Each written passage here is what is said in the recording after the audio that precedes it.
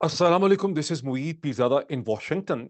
इस वक़्त इस वीलॉग में मैं पाकिस्तान की तमाम पॉलिटिक्स को छोड़ के वॉशिंगटन से रिलेटेड 2 इश्यूज़ के ऊपर एक बहुत ही क्विक उसका एक एनालिसिस आपके सामने लाना चाहता हूँ और मैं उसकी एक प्रोसेस को समझाना चाहता हूँ। एक का ताल्लुक है कि पाकिस्तानी कम्युनिटी जो है वॉशिंगटन में अब से थोड़ी देर में कह लें घंटे के अंदर-अंदर आईएमएफ का जो हेडक्वार्टर्स है इंटरनेशनल मॉनेटरी फंड का, उसके बाहर पाकिस्तानी कम्युनिटी मुज़ाहरा कर रही है आईएमएफ को ये बावर करवाने के लिए, ये इम्प्रेस अपॉन करने के लिए कि आप पाकिस्तान को ज़रूर पैसे दें।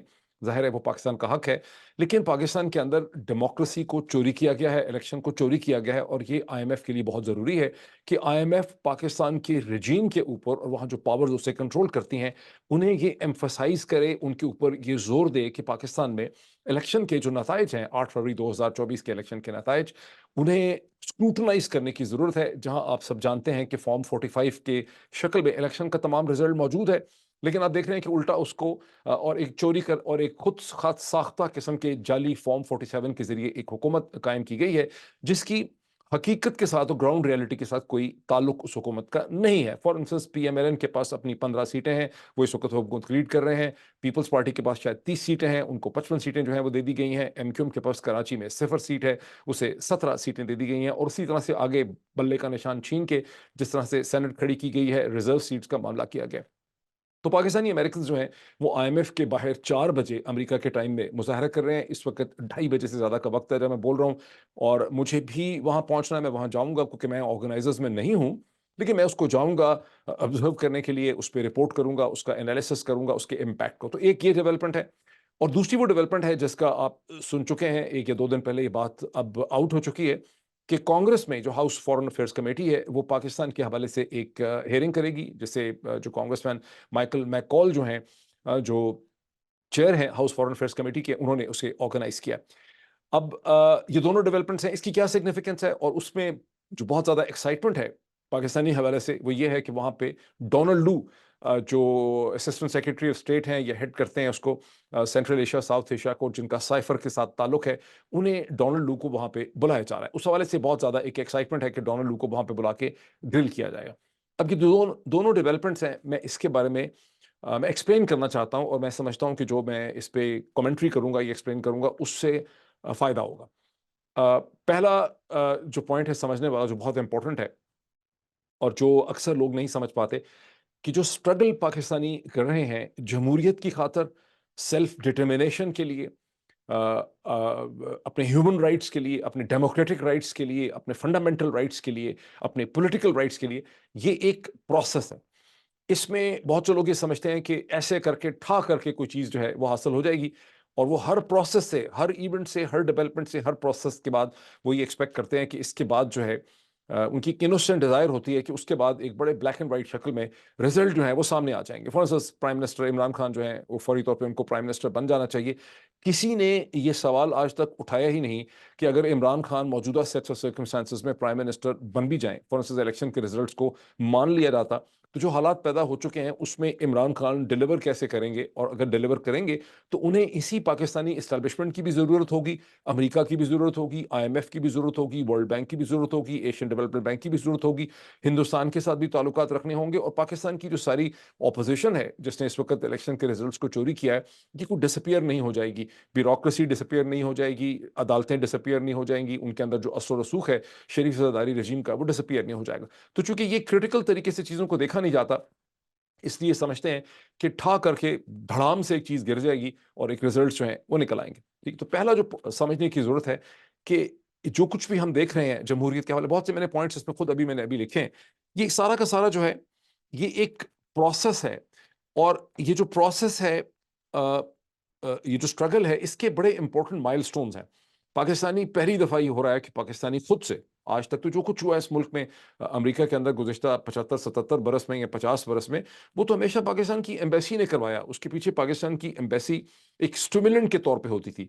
पाकिस्तानी अमेरिकन कम्युनिटी का खुद से सोचना, इकट्ठे होना एक प्लेटफ़ॉर्म के ऊपर और आईएमएफ के हेड ऑफिसेज़ के बाहर मुज़ाहरा करना, और ऐसे ही मुज़ाहरा उनको चाहिए वर्ल्ड बैंक के बाहर भी करें, एशियन डेवलपमेंट बैंक के बाहर भी करें, आईएमएफ को एंगेज करें, कैपेसिटी और कैपेबिलिटी पैदा करें, बजाते खुद ये एक बहुत बड़ा माइलस्टोन है पाकिस्तानी अमेरिकन कम्युनिटी और पाकिस्तानी कम्युनिटीज़ के जो उनका जो एक सफ़र है शऊर का, उनका जो सफ़र है एक पॉलिटिकल, उसके अंदर ये एक बहुत इंपॉर्टेंट डेवलपमेंट है। ठीक, अब इसमें हम देखिए कि चूंकि मैंने कहा कि एक प्रोसेस है, अब पहले इसमें दो तीन चीज़ें देख लें कि आज है 14 मार्च, ठीक, 4 बजे आप ये प्रोसेस कर रहे हैं। At the same time Pakistan में IMF का एक डेलीगेशन टीम पहुंची है और वो वहाँ पर, जिसकी अखबारों में बहुत हेडलाइंस लग रही हैं कि पाकिस्तानी हुकूमत के साथ उनका एक रिव्यू हो रहा है। वो रिव्यू उनका किस चीज़ का हो रहा है? वो रिव्यू उनका उस स्टैंड बाय एग्रीमेंट या अरेंजमेंट का हो रहा है, SBA का, जो पिछले साल एग्री हुआ था $3 बिलियन का, जिसके नतीजे में अब तक $1.9 बिलियन 2 कैशेस में डिस्पर्स हो चुके हैं। उसकी आखिरी डिस्बर्समेंट जो है वो $1.1 बिलियन की होनी है। ठीक, तो जो एक्चुअल IMF का प्रोग्राम है जिसके हवाले से ये प्रोटेस्ट जो है वो हो रही है इलेक्शन की, वो नेक्स्ट प्रोग्राम है, वो ये प्रोग्राम नहीं है जिसका IMF पहले ही डिसाइड कर चुकी है। गो के जाहिर है कि इस किस्म की प्रोटेस्ट और कॉरेस्पॉन्डेंस का एक इस पे भी असर होता है कि IMF की टीम को ये तो पता चलता है ना कि जिनसे वो नेगोशिएट कर रहे हैं हुकूमत पाकिस्तान से, उनकी कोई लेजिटिमेसी जो है वो दर हकीकत नहीं है। और ये IMF के हाथ को ये चीज़ जो है वो स्ट्रेंथन करती है। IMF वहाँ पे क्रिटिकल चीज़ें कह सकती है। लेकिन जो एक्चुअल चैलेंज है वो अगला प्रोग्राम है जो शहबाज जरदारी रजीम को $6-7 बिलियन का IMF से चाहिए, जिसके लिए वो मोहम्मद औरंगजेब जो हबीब बैंक के CEO हैं उनको लेके आए हैं कि सोना मुंडा है, अंग्रेजी अच्छी बोलता है, टर्म्स वगैरह, तो ये बेहतर नेगोशिएशन कर लेगा। अब इसका मतलब ये है कि उस प्रोसेस ने शुरू होना है अप्रैल ऑनवर्ड्स। इसका मतलब है कि 14 मार्च अभी अगर ये प्रोसेस पाकिस्तानी कम्युनिटी ने शुरू किया है और फिर अप्रैल में, तो हमारे पास, आप सबके पास बड़ा टाइम है मुख्तलिफ चीज़ें करने के लिए, कॉरेस्पॉन्डेंस करने के लिए, इश्यूज रेज करने के लिए, अमेरिकन एकेडमिक्स और प्रोफेसर्स को एंगेज करने के लिए, इकोनॉमिस्ट के खत लिखने के लिए, जो मतलब मुख्तलिफ इकोनॉमिक पॉलिसी से रिलेटेड लोग हैं उनसे एक पोजीशन लेने के लिए, उनके ट्वीट करने के लिए, उनकी ईमेलें डालने के लिए, और डिफरेंट जगहों पे IMF के और ऑफिस के बाहर मुजाहरा कॉरेस्पॉन्डेंस करना। तो जो एंगेजमेंट का एक प्रोसेस जो है वो शुरू हुआ है। ये ऐसा नहीं है कि आप ये सोचें कि जी आज तो जाके हमने वहां पे नारे मारे थे और हमने एक सिपासनामा पेश किया था, सुबह था कोई रिजल्ट निकल आना चाहिए था, सुबह उसका रिजल्ट जो है नहीं निकला। बिकॉज जब लोग एक इसको कहते हैं, जिसको कहते हैं कि जो चिल्ड्रन होते हैं, जो बच्चे होते हैं, उनकी इमीडिएट ग्रेटिफिकेशन की नीड होती है। जो एडल्ट होता है, जो मैच्योर होता है, उसको पता होता है कि आपने एक प्रोसेस करना है, उसकी फौरी तौर पे उसका फौरी तौर पे रिजल्ट नहीं निकलेगा, लेकिन बच्चे फौरी तौर पे रिजल्ट एक्सपेक्ट करते हैं। चिल्ड्रन यानी चाइल्ड ग्रेटिफिकेशन एलिमेंट है, तो यहाँ फौरी तौर पे ग्रेटिफिकेशन नहीं होगी। ये प्रोसेस जिसमें पाकिस्तानी कम्युनिटी पड़ गई है, ये प्रोसेस इंपॉर्टेंट है। ये वो प्रोसेस है जो पाकिस्तानी कम्युनिटीज को एम्पावर करेगा। जैसे कहते हैं बरतानिया के अंदर, अगर आप इस्लामोफोबिया की हिस्ट्री पढ़ें, तो सलमान रुश्दी का जो सैटानिक वर्सेस की किताब थी, उस किताब के खिलाफ जो प्रोटेस्ट की, क्योंकि उसमें बहुत से इश्यूज भी हैं जिनको कभी डिस्कस करना चाहिए, लेकिन वो जो प्रोटेस्ट की बरतानवी मुसलमानों ने उस किताब के खिलाफ, उसने एक ब्रिटिश मुस्लिम्स की एक सेंस ऑफ आइडेंटिटी क्रिएट की। किताब पीछे रह गई, वो सेंस ऑफ आइडेंटिटी चलती रही, जिसके नतीजे में वो एम्पावर हुए। अगर कम्युनिटी ज़्यादा पढ़ी लिखी होती, उसके पास ज़्यादा पॉलिटिकल सॉफ्टनेस होती, स्वाव होती कम्युनिटी, तो ज़्यादा बेहतर रिजल्ट होते। लेकिन उसका एक तशख्खुस पैदा हुआ और उसने अपने आप को एक्सर्ट किया। अब मैं आ जाऊँ दूसरी चीज़ के ऊपर, जो है कांग्रेशनल हियरिंग, जहाँ बहुत ज़्यादा एक्साइटमेंट यह है कि डोनाल्ड लू जो है उसे कांग्रेशनल हियरिंग के अंदर बुलाया जा रहा है।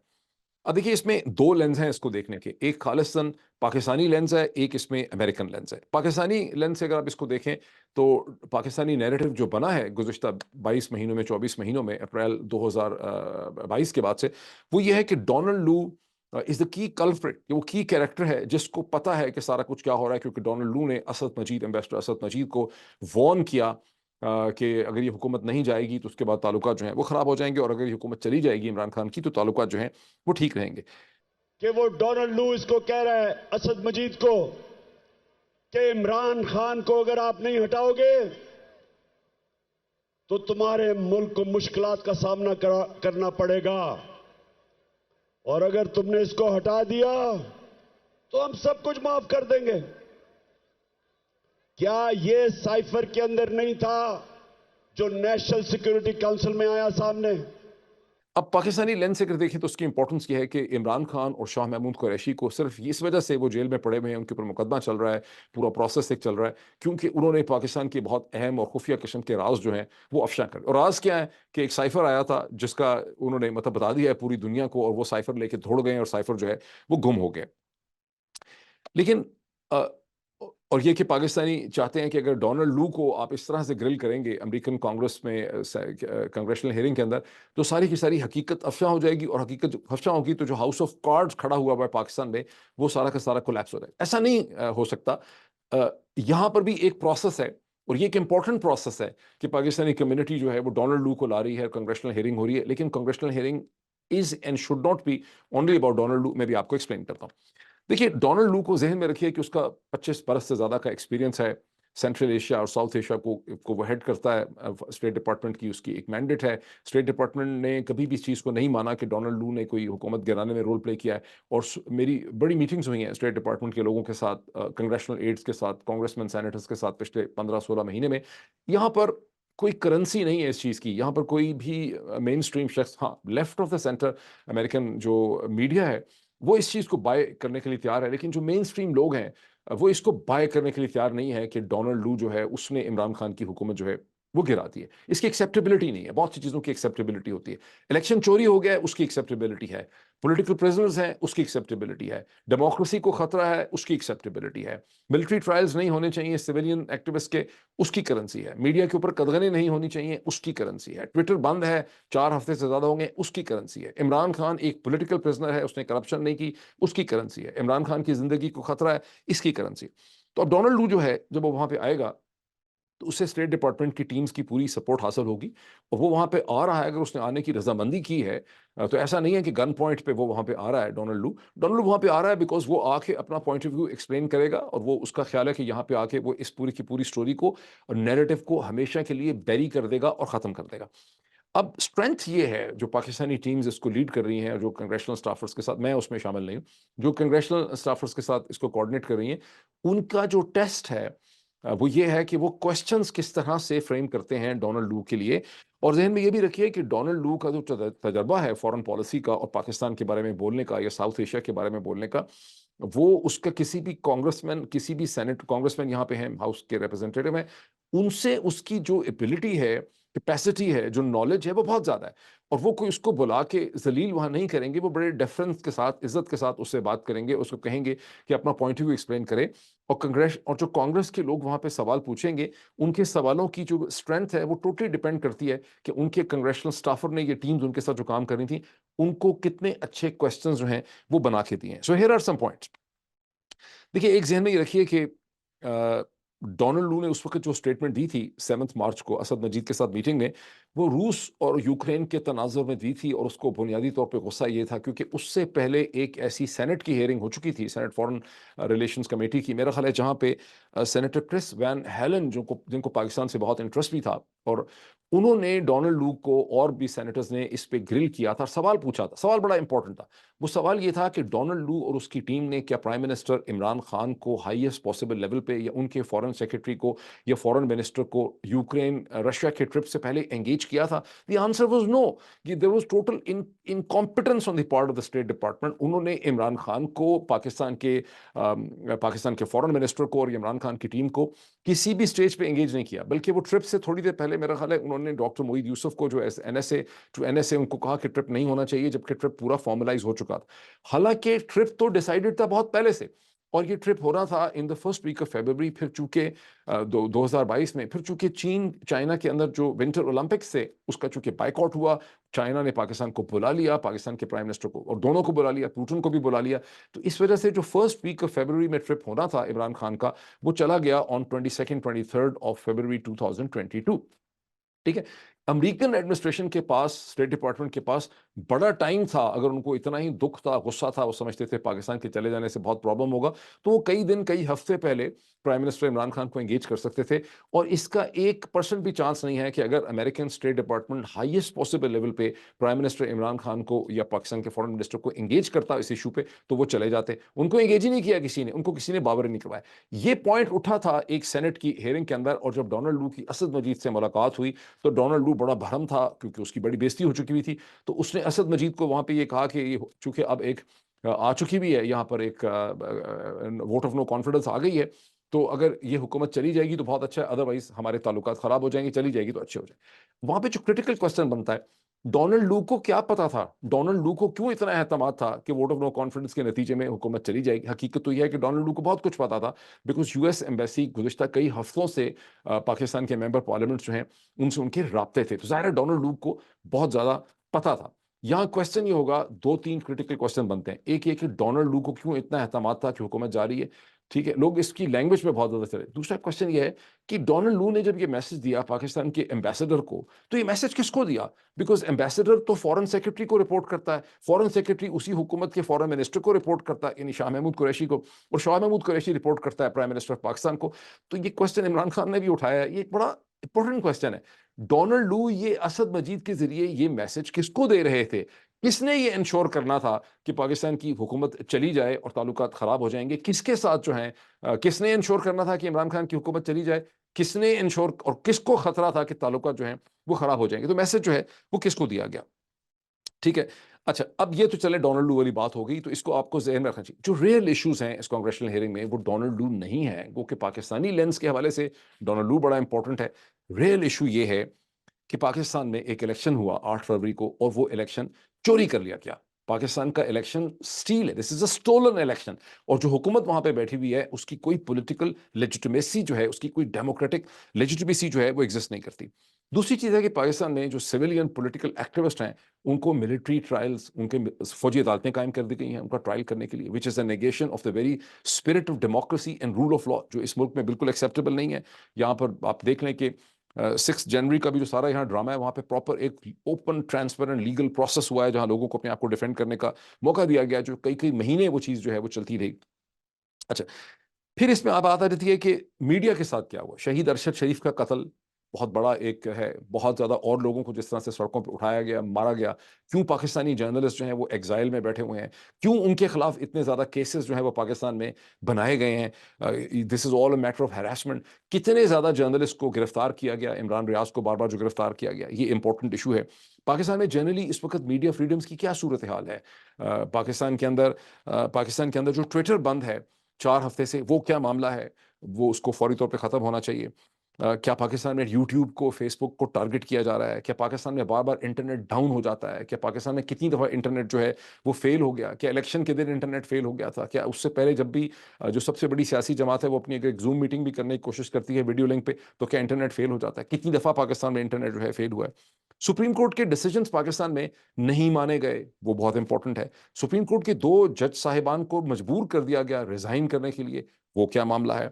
और फिर इसमें जो इंपॉर्टेंट चीज़ होगी कि ये कांग्रेस की हेयरिंग से अगर एक कंग्रेशनल मैकेनिज्म निकले जो पाकिस्तान की हुकूमत को, वहाँ की मिलिट्री को एंगेज करे on the monitoring and supervision of the election results, यानी कांग्रेशनल एक मैकेनिज्म बन जाए, 3 4 5 लोगों की टीम बन जाए जो पाकिस्तान ट्रेवल करे, वहाँ जाकर तहरीक इंसाफ के लोगों से, इमरान खान से मुलाकात करे, तमाम सियासी जमातों से मुलाकात करे, मीडिया से मुलाकात करे, ह्यूमन राइट एक्टिविस्ट से मुलाकात करे, सिविल सोसाइटी से मुलाकात करे, और प्रॉपरली रिसर्च, उसके पास रिसर्चर्स हों।